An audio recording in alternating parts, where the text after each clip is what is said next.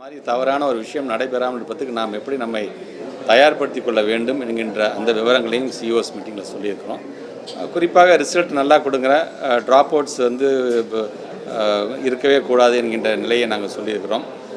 பெற்றவங்களுக்கு awareness அரசாங்கத்துடைய திட்டங்களை, குறிப்பாக புதுமை பெண் திட்டம், தமிழ் புதல்வன் திட்டம் போன்ற அந்த அவேர்னஸை பிள்ளைங்களுக்கு நீங்கள் வந்து கொண்டு வர வேண்டும் என்று சொல்லியிருக்கிறோம்.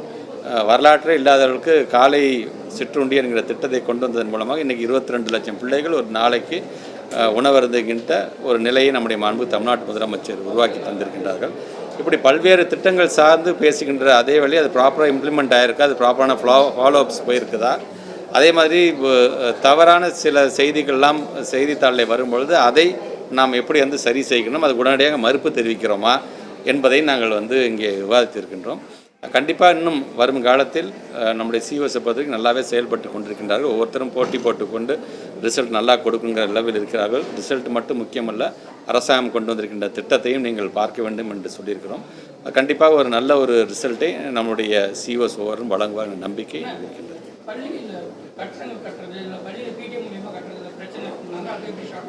இல்லை, பிடிஎம்லாம் அவங்க சொல்லும்போது பார்த்திங்கன்னா 10 லட்சத்துக்கு மேலே இருந்துச்சுன்னா அது வந்து பிடபிள்யூடி வசம் போய் அங்கேருந்து அனுமதி பெற்று தான் நாங்கள் கட்ட வேண்டும். அது முறையாக அப்படி தான் இருக்கலாம். 10 லட்சத்துக்கு கீழே இருந்துச்சுன்னா அந்தந்த யார் டோனாஸோ அவங்களே கட்டி தருகின்ற ஒரு சூழ்நிலை இருக்குது என்று சொல்கிறார்கள். கண்டிப்பாக அதுக்கும் ஒரு ரிலாக்ஸேஷனாக இப்போ சிஎஸ்ஆர் ஆக்டிவிட்டி மூலமாக வரும் பொழுது இப்போ எங்கள்கிட்ட வந்து ஒரு சிஎஸ்ஆர் ஒரு ஆப் இருக்குது. அந்த ஆப்பில் போய் அவங்க பதிவு செய்து வருவதற்கு காலதாமதமாகின்றதுன்னு சொல்லும்போது அவங்களுக்கும் நாங்கள் கவலைப்படாதீங்க, நீங்கள் உங்களுடைய கான்ட்ரிபியூஷன் நீங்கள் பண்ணுங்கள், பண்ணதுக்கப்புறம் நாங்கள் எங்களுடைய சிஎஸ்ஆர் ஆப்பில் வந்து நாங்கள் வந்து அதை கேப்சர் பண்ணிக்கிறோம் என்று சொல்லியிருக்கிறோம்.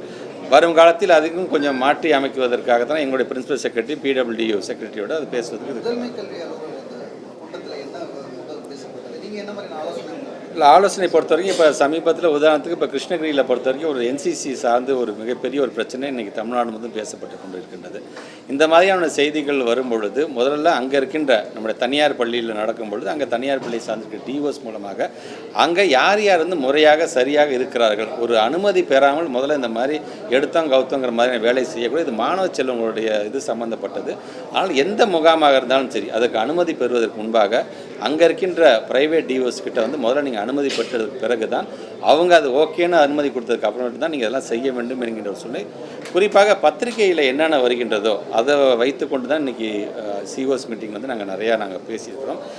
குறிப்பாக இந்த தனியார் பள்ளியை சார்ந்திருக்கின்ற வாகனங்கள் விபத்துக்குள்ளாகின்றது, அது ப்ராப்பர் மெயின்டெனன்ஸ் இல்லாமல் இருக்கிறது, அல்லது அந்த வாகனத்துக்கு தேவையான அட்டெண்டன்ஸ் இல்லாமல் இருக்குது என்பதெல்லாம் கொஞ்சம் கூடுதலாக கவனம் செலுத்த வேண்டும் என்று நாங்கள் சொல்லியிருக்கிறோம். ஏற்கனவே இப்போ ரிப்போர்ட் நம்ம டிபார்ட்மெண்ட் சார்ந்து வந்துருச்சு. இப்போ அது போலீஸ் டிபார்ட்மெண்ட் சைடில் போயிடுச்சு. இப்போ அவங்க வந்து they will take a call on that. அதில் என்ன பண்ணுறதுன்னு எங்களை பொறுத்தவரைக்கும் இது மாதிரி நடக்காத வண்ணம் நாம் என்ன செய்யணும் அப்படிங்கிறத வந்து எங்களுடைய சிஓஎஸ் மீட்டிங்கில் சொல்லியிருக்கோம். அது சார்ந்து நம்மளுடைய டைரக்டர் ப்ரைவேட் ஸ்கூல் டைரக்டரும் இருக்கிறார்கள். அது சார்ந்து அவங்களுக்கு நல்ல முடிவு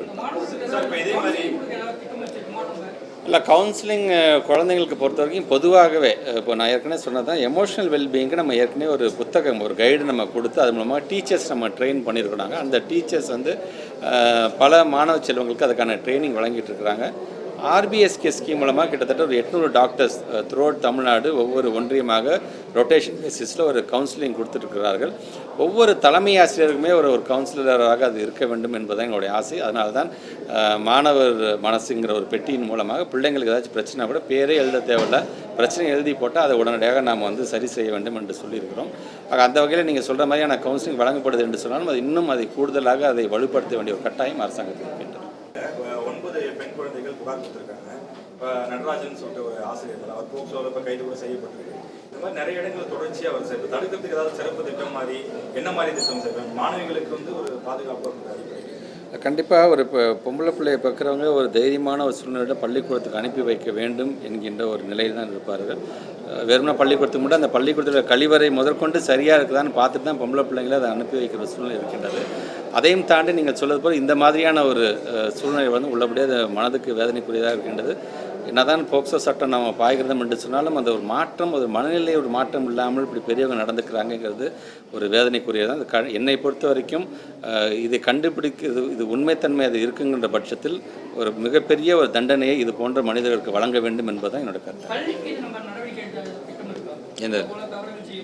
பள்ளிகளுக்கு, தனியார் பள்ளிகளுக்கு நான் ஏற்கனவே இது மாதிரியான ப்ரெஸ் மீட்டில் வரும்போது சொன்னேன், தயவு செய்து நம்முடைய பள்ளிக்கூடத்தில் ஒரு தவறு நடந்தது என்று சொன்னால் அதை மூடி மறைக்காதீர்கள்.